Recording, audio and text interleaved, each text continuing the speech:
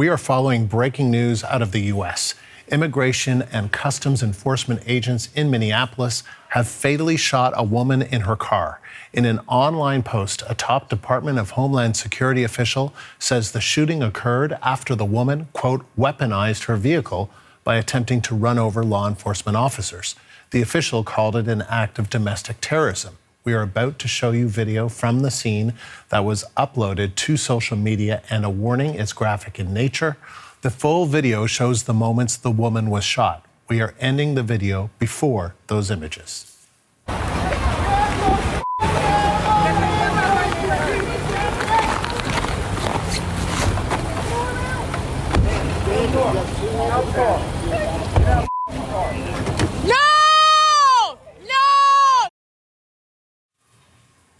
Minneapolis Mayor Jacob Fry says he saw the video and he's strongly refuting the Department of Homeland Security's version of events, a warning to viewers about the language the mayor uses.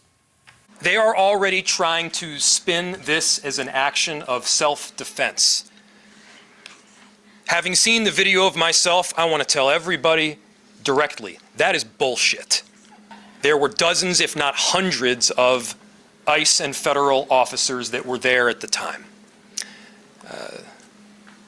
Having them there was only causing more chaos.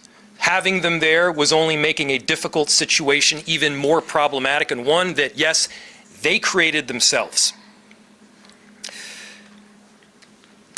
There's little I can say, again, that'll make this situation better, but I do have a message for our community, for our city, and I have a message for ICE. To ICE, get the out of Minneapolis.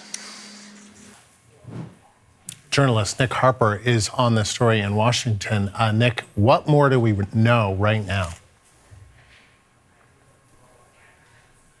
Well, Andrew, certainly at the moment there seems to be very contradictory evidence and accounts about all of this. We've seen the video there. We know that there was a protest taking place, and we know that the ICE officers were trying to clear the street. But I think in terms of that contradictory nature, it's very clear about how this woman is being referred to, the woman who died, a 37-year-old woman who hasn't yet been named. One Democrat lawmaker has referred to her as a legal observer. She was there observing the protest. ICE agents, though, are calling her a violent rioter. So we know that they were trying to clear the streets. This woman was in her car, and at some point she begins to drive, and the police officer fires shots into her car. The car then accelerates and crashes into vehicles on the other side of the road. All of this coming at a time when there is a huge immigration crackdown taking place in Minneapolis. About 2,000 federal agents have been deployed to the city, largely targeting the Somali community that is in Minneapolis. But of course, people who are against it, anti-immigration protesters that have been gathering in the city, have all been saying in the run-up to this that they fear this heavy police presence. They fear that it might lead to violence. And they say that this is now what has taken place. A woman who they say is innocent and was simply moving her car has been shot dead by ICE officials. And what is Immigration and Customs Enforcement, ICE, saying about this incident? Well, Andrew, this is the other side of the story when it comes to these conflicting accounts. They are accusing this woman who died of an act of domestic terrorism. They call her, as I said, a violent rioter.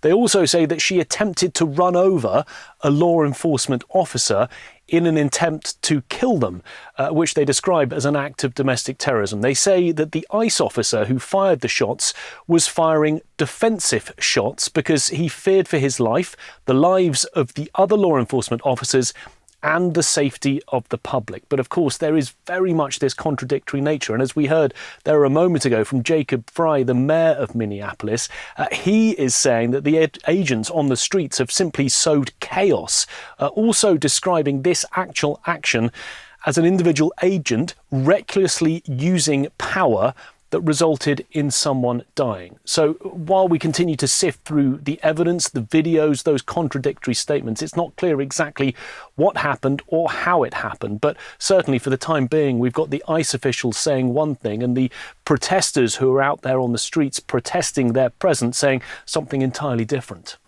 Nick, thank you. That's journalist Nick Harper, live in Washington. CBC's Katie Nicholson was in Minneapolis last month. She was reporting on the strained relations between local residents and ICE operatives. She tells us some of what she observed. We had actually encountered a sort of a dust up or a pretty significant incident between ICE and organized protesters. What's happened within St. Paul and Minneapolis is that a number of people have sort of in different neighborhoods created networks. They communicate with one another. They've been offering training for how to intervene and stay within sort of the confines of the law, advising people of what their rights are and to observe what it is that ICE is doing and to videotape and document what's happening on the ground. So there are quite a number of volunteers who often show up.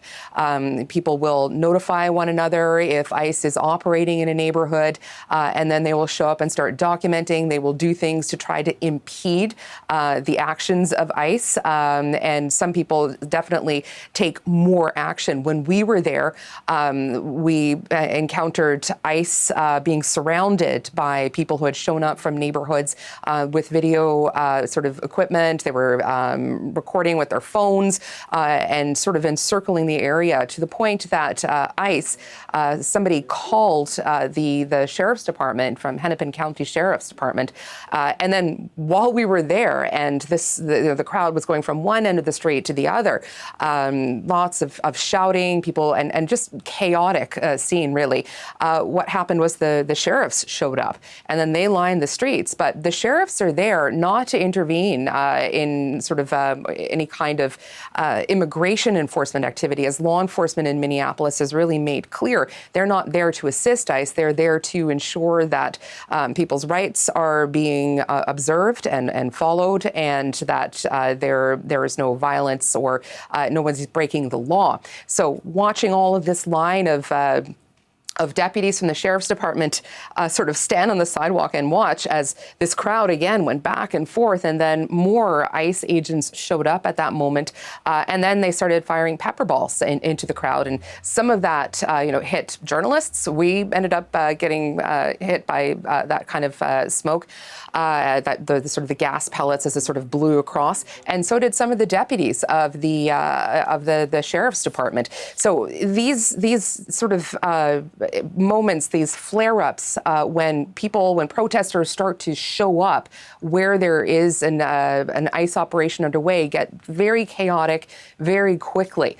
And certainly that was our experience last month. So I'm not surprised to see with a new surge of ICE. It was announced that there were about 2,000 ICE agents that were going to surge in to Minneapolis, to the sort of Minnesota after Christmas, that something like this would happen. Tensions were already and are running really high in those neighborhoods. And there has been quite a bit of opposition within the Twin Cities, St. Paul and Minnesota, to what ICE is doing there.